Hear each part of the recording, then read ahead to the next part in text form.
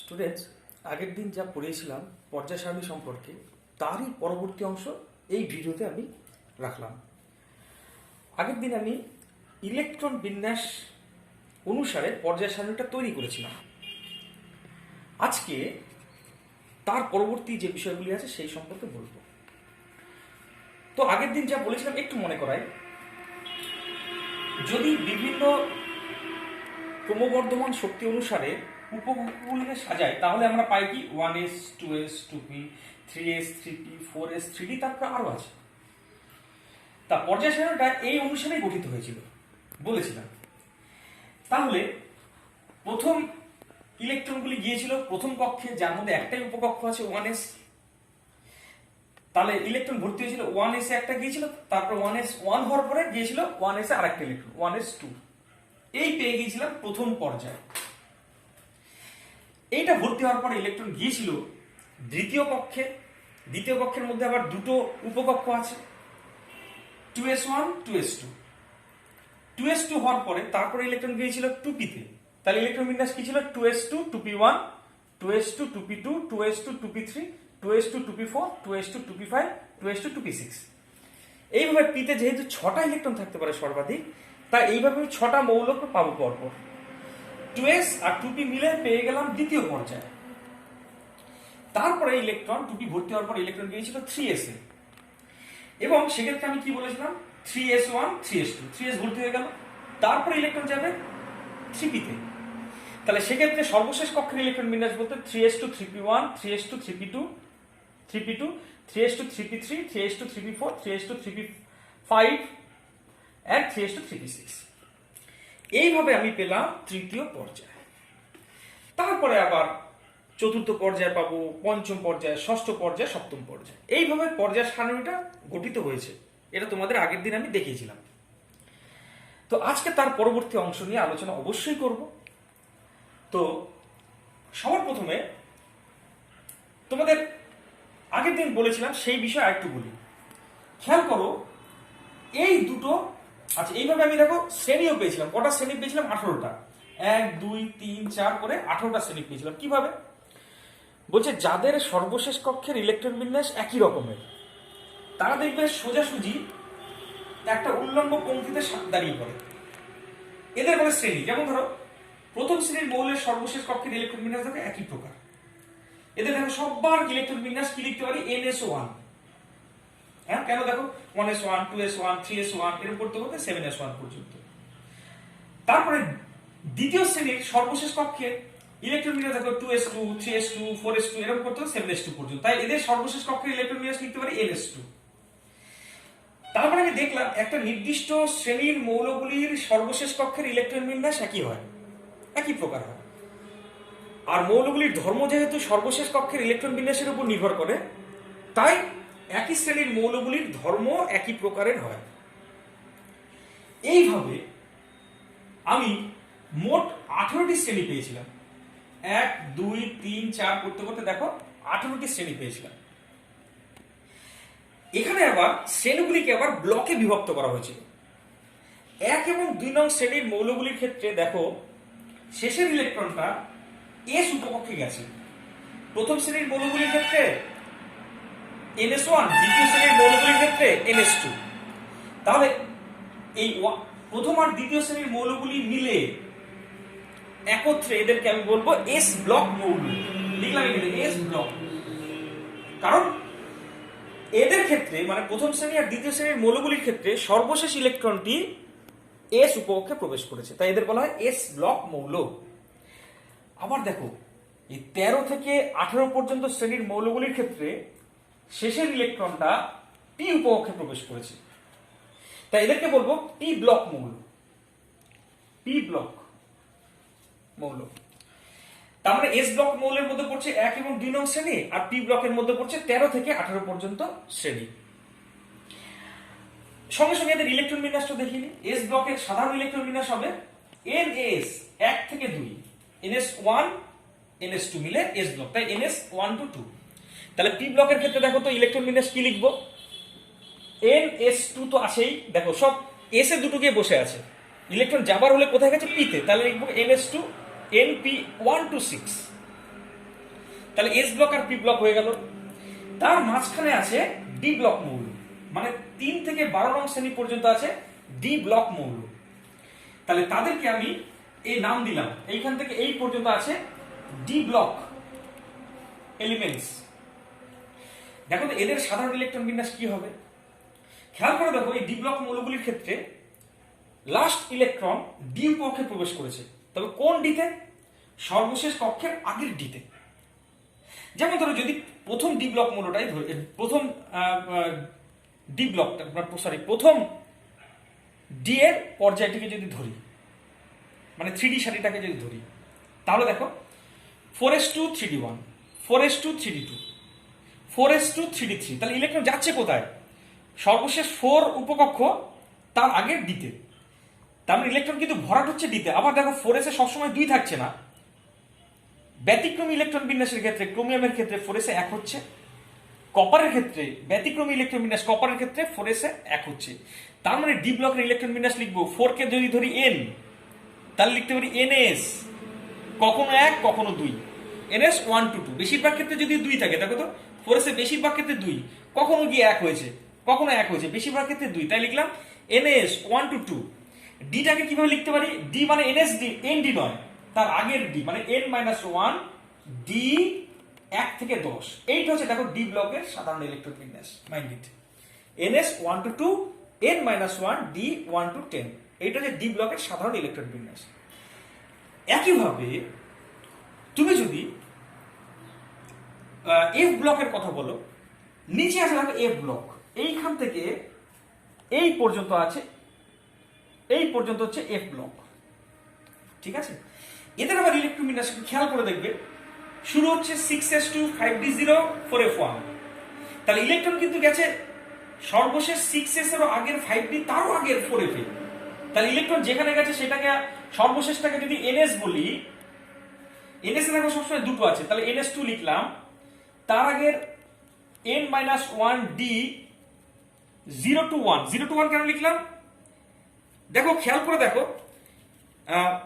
এই ক্ষেত্রে মানে প্রথম মৌলটার ক্ষেত্রে d1 হয়, ঠিক আছে?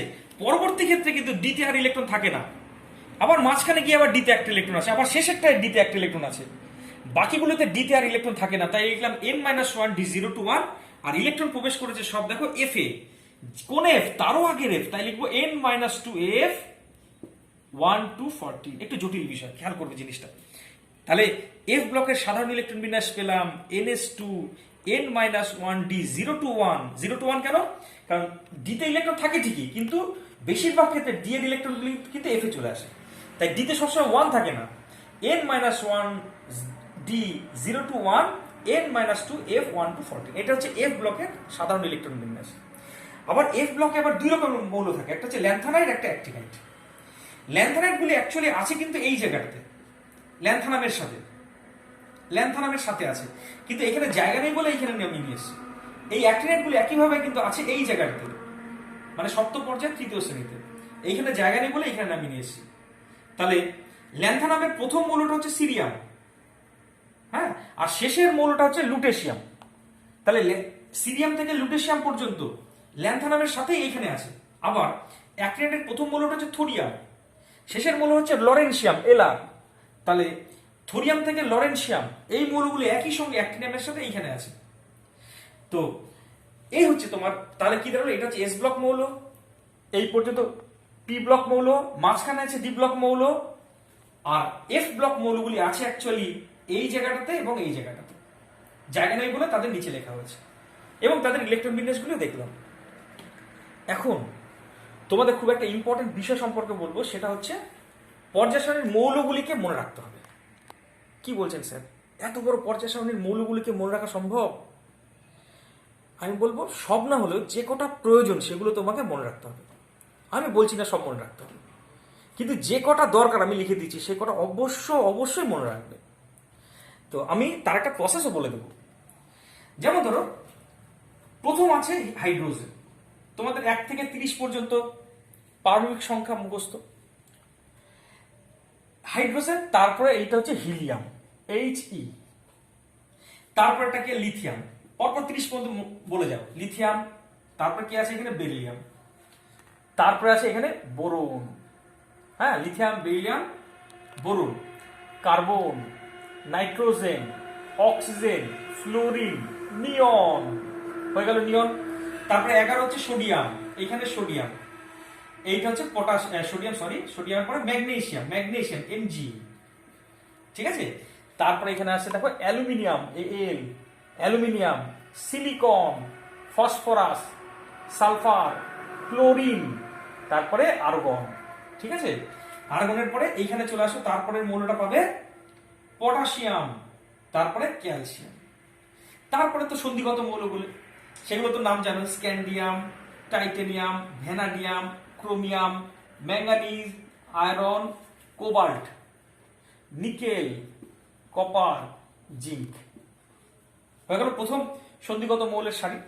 তারপরে চলে আসছি, সারি বলছি, এবার পরেরটা চলে আসছি, সেটা হচ্ছে এবার কি করে মনে রাখবো স্যার, আপনি তো 30 পর্যন্ত মুখস্থ করতে বলেছিলেন, বাকিগুলো কি করে মনে রাখবো, তার একটা উপায় বলছে। হিলিয়াম, নিয়ন, আর্গন, তারপরে কে, ক্রিপ্টন, জেনন, এক্সি, তারপরে রেডন, আরএন, রেডন। একইভাবে হ্যালোজেন গুলিকেও তুমি চেনো, fluorine, chlorine, bromine, Br, fluorine, chlorine, bromine, iodine, ঠিক আই, অ্যাস্টাডিন। নেক্সট যেটা আছে, এটা হচ্ছে অ্যাস্টাডিন, হ্যাঁ। নেক্সট যেটা আছে অক্সিজেন, সালফার, মনে রাখবে এইগুলো, selenium, tellurium, Te, polonium, Pu, মনে রাখতে হবে। Oxygen, sulphur, selenium, tellurium, polonium.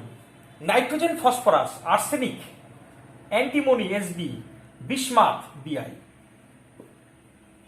Carbon, silicon, germanium, tin, Sn, lead, Pb। দরকার পড়লে নিচে নামগুলো লিখে রাখবে তোমরা, মনে না থাকলে। Boron, aluminium, gallium, indium, thallium, Tl। Zinc, cadmium, mercury, Hg। Copper, silver, gold, ঠিক আছে। আচ্ছা, এবার দেখো এইখানে চলে আসে প্রথম শ্রেণীতে ক্ষার ধাতুগুলিতে, হাইড্রোজেন, লিথিয়াম, সোডিয়াম, পটাশিয়াম, তারপরে lithium, sodium, potassium, rubidium, Rd, rubidium, caesium, Cs, Fr, francium. তাহলে কি দাঁড়ালো, lithium, sodium, potassium, rubidium, caesium, francium. Beryllium, magnesium, calcium, strontium, barium, radium, ঠিক আছে। স্ক্যান্ডিয়াম, ইট্রিয়াম, মনে রাখো, তাহলে পুরো এটা মনে থাকছে, স্ক্যান্ডিয়াম, ইট্রিয়াম, ল্যান্থানাম, অ্যাক্টিনাম, এই কটাতে মনে রাখবে। আর একটা বিশেষ শ্রেণী মনে রাখতে বলবো, ক্রোমিয়াম, মলিবডিনাম, টাংস্টেন, এটা একটু মনে রাখবে, দরকার হতে পারে পরে। আচ্ছা, এই পর্যন্ত তোমাকে মনে রাখতে হবে, আর না, এই কটা তোমাকে নাম মুখস্থ করতেই হবে বাবা, কিছু করা নেই। নেক্সট এবার চলে আসবো পরবর্তী ক্ষেত্রে। তাহলে এই জিনিসটা টোটালি ফ্রেশ করে একদম খাতায় তোমরা লিখবে, কালার চেঞ্জ করে। ইলেকট্রন বিন্যাসের জন্য এক রকমের কালার, মৌলের নামের জন্য একটা কালার, দাগ কাটবে একটা কালার দিয়ে, বিভিন্ন কালার দিয়ে তোমরা কিন্তু পর্যায় সারণীটা তৈরি করবে। তৈরি করার পরে এবার চলে আসি পরের প্রসঙ্গে, ঠিক আছে। এবার চলে আসি, এখানটাতে আমি মুছে দিলাম। তাহলে এবার আমি পুরো পর্যায় সারণীর বর্ণনায় চলে আসি। বর্ণনায় সবার ফার্স্ট যেটা আছে সেটা হচ্ছে পর্যায়। পর্যায় কাকে বলে, তো সহজ জিনিস, যা বুঝিস সেটা বলবে। কি বলবো, বিভিন্ন মৌলগুলিকে তাদের ক্রমবর্ধমান প্রারম্ভিক সংখ্যা অনুসারে পরপর সাজালে যে 7টি অনুভূমিক পংক্তি পাওয়া যায়, যে 7টি অনুভূমিক সারি পায়, অনুভূমিক, হ্যাঁ, মানে হরাইজন্টাল সারি পাও, সেই 7টি অনুভূমিক পংক্তিকে বলা হয় পর্যায়। হ্যাঁ, তাই পেয়েছি, দেখো 1, 2, 3, 4, 5, 6, 7টা পর্যায় পেয়েছি। এখন পর্যায় সম্পর্কে একটা কথা বলি, কোন মৌলের সর্বশেষ কক্ষের মুখ্য কোয়ান্টাম সংখ্যাই হচ্ছে তার পর্যায় সংখ্যা। মাথায় ঢুকিয়ে নাও, লিখে নাও সহ। কোন মৌলের সর্বশেষ কক্ষের মুখ্য কোয়ান্টাম সংখ্যাই পর্যায় সংখ্যা। তার মানে কোন একটা মৌলের যদি পর্যায় সংখ্যা বার করতে দেয়, তোমাকে করতে হবে যেটা, সেটা হচ্ছে তার সর্বশেষ মুখ্য কোয়ান্টাম সংখ্যাটা দেখবে। আমি দেখো যেইখানে খুশি তোমাদের দিকে তাকিয়ে হাত দিলাম, জানি না কোন মৌলে গিয়ে পড়বে, তার পর্যায় বার করবো। মনে করো এই যে ধরলাম, দেখো এই মৌলটা সর্বশেষ মুখ্য কোয়ান্টাম সংখ্যা 5, 4d8 5s2, মানে এর শেষ কক্ষে, এটা তো ইলেকট্রন বিন্যাস, তাহলে সর্বশেষ কক্ষ 5, তাহলে অবশ্যই 5 নম্বর পর্যায়ে আছে। যেহেতু সর্বশেষ মুখ্য কোয়ান্টাম সংখ্যা 5, তাই 5 নম্বর পর্যায়ে আছে। দেখি তো তাই কিনা, এইটা তাই না, 1 2 3 4 5, এই নিয়মের কোনো ব্যতিক্রম নেই। মৌলের আরেকটা দেখি, দেখো মনে করো তোমাদের দিকে তাকিয়ে দেখো তো, এখানে সর্বশেষ কক্ষটা কি 7, মানে মুখ্য কোয়ান্টাম সংখ্যা 7, তাই দেখো 7ম পর্যায়ে আছে। তার মানে সর্বশেষ কক্ষ যা হবে বা সর্বশেষ মুখ্য কোয়ান্টাম সংখ্যা যা হবে সেটাই তার পর্যায় সংখ্যা। এবার চলে আসছি শ্রেণী। শ্রেণীটা কি বলছে, বিভিন্ন মৌলগুলিকে তাদের ক্রমবর্ধমান পারমাণবিক সংখ্যা অনুসারে সাজালে পরে দেখা যায় যাদের সর্বশেষ কক্ষের ইলেকট্রন বিন্যাস একই, তারা উল্লম্ব পংক্তিতে পরস্পর দাঁড়িয়ে পড়ে। হ্যাঁ, যা দেখো তো, একটা উল্লম্ব পংক্তিতে যে মৌলগুলি আছে তাদের দেখো শেষ কক্ষের ইলেকট্রন বিন্যাস একই রকমের, তাই তো। আরেকবার রিপিট করি, বিভিন্ন মৌলগুলিকে তাদের ক্রমবর্ধমান পারমাণবিক সংখ্যা অনুসারে পরপর সাজালে দেখা যায় যাদের সর্বশেষ কক্ষের ইলেকট্রন বিন্যাস একই প্রকারের, তারা একই উল্লম্ব পংক্তিতে স্থান পায়। এদের এই উল্লম্ব পংক্তিগুলিকে বলা হয় শ্রেণী। আর এই শ্রেণীর মৌলগুলির যেহেতু সর্বশেষ কক্ষের ইলেকট্রন বিন্যাস একই রকম, তাই এদের ধর্ম একই রকমের হয়। অর্থাৎ একই শ্রেণীর মৌলগুলি একই ধর্মের হয়। কেন? কারণ তাদের যেহেতু সর্বশেষ কক্ষের ইলেকট্রন বিন্যাসটা একই প্রকারের। এরপর যে বিষয়টা আছে সেটা হচ্ছে শ্রেণী। তো স্যার বললেন শ্রেণী কয় রকম, কটা শ্রেণী আছে? তোমরা অলরেডি আগেই বলে দিয়েছি, শ্রেণী দেখো 18টা শ্রেণী আছে, তাই না? তার মধ্যে আগেই বলেছি 1 আর 2 নং শ্রেণী হচ্ছে এস ব্লকের মৌল, 13 থেকে 18 হচ্ছে পি ব্লক মৌল, আর মাঝে 3 থেকে 12 হচ্ছে ডি ব্লক মৌল। এই 3টে ব্লকে ভাগ করা হয়েছে। এবং আরেকটা আছে এফ ব্লক মৌল। এফ ব্লক মৌল মানে আলাদা জায়গায় রাখা হয়েছে, কিন্তু এফ ব্লক আছে অ্যাকচুয়ালি 6ষ্ঠ পর্যায়ে 3য় শ্রেণীতে এবং 7ম পর্যায়ে 3য় শ্রেণীতে। এফ ব্লক মৌল আবার 2 রকম, ল্যান্থানাইন এবং অ্যাক্টিনাইন। এ হচ্ছে 4টে block, S block, P block, D block এবং এফ ব্লক। সবার প্রথমে আমি তোমাদের একটা কথা বলি, এই এস ব্লক আর পি ব্লকের মৌলগুলি মনে রাখবে, এস ব্লক আর পি ব্লকের মৌলগুলিকে বলা হয় আদর্শ মৌল। মনে থাকবে, কারণ পৃথিবীতে এই মৌলগুলি সবচেয়ে বেশি পরিমাণে আছে। এস ব্লক, বি ব্লক মৌলগুলিকে বলে আদর্শ মৌল। এর আরো অনেক কারণ আছে, কারণ এরা নির্দিষ্ট প্রপার্টি শো করে। ওরা সাধারণত তাদের যোগ্যতা, জারণ সংখ্যা চেঞ্জ করে না। এই সমস্ত বিভিন্ন কারণের জন্য এস ব্লক আর পি ব্লকের মৌলগুলিকে বলা হয় আদর্শ মৌল বা রিপ্রেজেন্টেটিভ এলিমেন্টস। আর এই যে ডি ব্লকের মৌলগুলি আছে মাঝখানে, এস আর পির মধ্যে সন্ধি স্থাপন করেছে। এই এস আর এই পির মধ্যে যোগসূত্র, একটা ব্রিজ বা সন্ধি স্থাপন করেছে। তাই ডি ব্লকের মৌলগুলিকে অনেক সময় সন্ধিগত মৌলও বলে, যেহেতু এরা এস এবং পির মধ্যে যোগসূত্র বা সন্ধি স্থাপন করে। কিন্তু মনে রাখবে, এই 12 নং মানে সর্বশেষ ডি ব্লকের যে মৌল, 12 নং শ্রেণীর মৌলগুলিকে কিন্তু আমি সন্ধিগত মৌল বলবো না। এর বিশেষ কারণ আছে, কারণটা বলবো, আস্তে আস্তে বলবো।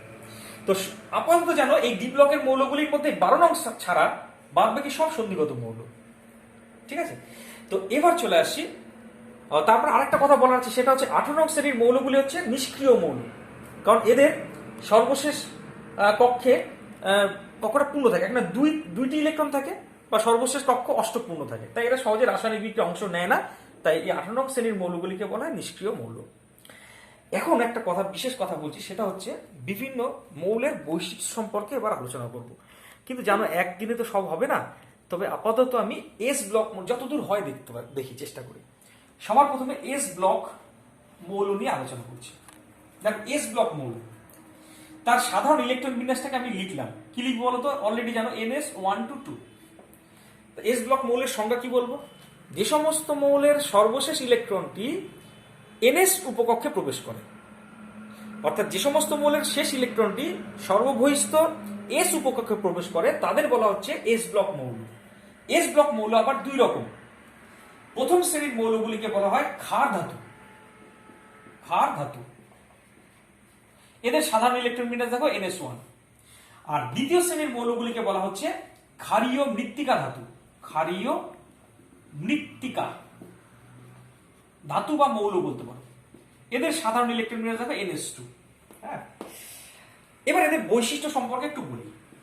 বৈশিষ্ট্য তোমরা লিখবে, আমি এখানে সংক্ষেপে বলে যাচ্ছি, তোমরা লিখবে বৈশিষ্ট্য। হ্যাঁ, দেখো এদের সর্বশেষ কক্ষে একটা বা দুটো ইলেকট্রন আছে।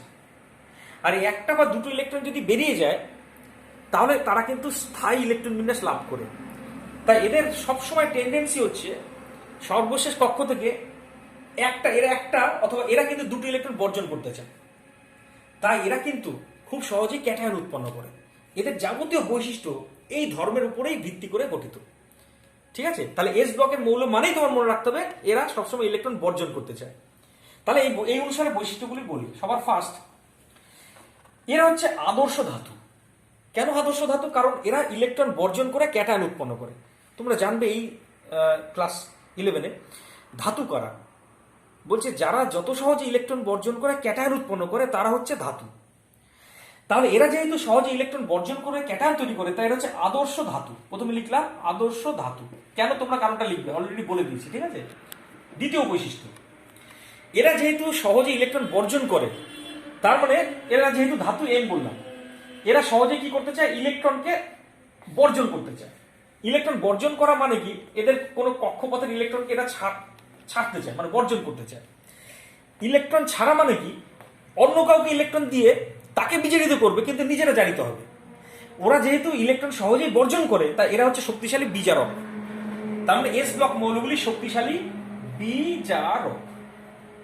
3 নম্বর বৈশিষ্ট্য, দেখো এদের আয়নীভবন বিভবের মান খুব কম। আয়নীভবন বিভব কি তোমরা 9-10-এ পড়েছো? কোনো মৌলের সর্বশেষ কক্ষের সব থেকে আলগাভাবে আবদ্ধ ইলেকট্রনটিকে বর্জন করে পরমাণুটিকে একক চার্জযুক্ত ক্যাটায়নে পরিণত করতে যে শক্তি লাগে তাকে বলে আয়নীভবন বিভব। তাহলে এদের যেহেতু ইলেকট্রন বর্জন করার একটা প্রবণতা আছে তাই এদের আয়নীভবন বিভবের মান খুব কম। তা লিখলাম আয়নীভবন বিভব কম। কেন কারণটা এখানে লিখলাম, তোমরা কিন্তু লিখবে, সব নোট ডাউন করবে। ঠিক আছে, চতুর্থ মানে 4th পয়েন্টে চলে আসছি। এরা হচ্ছে আদর্শ ধাতু।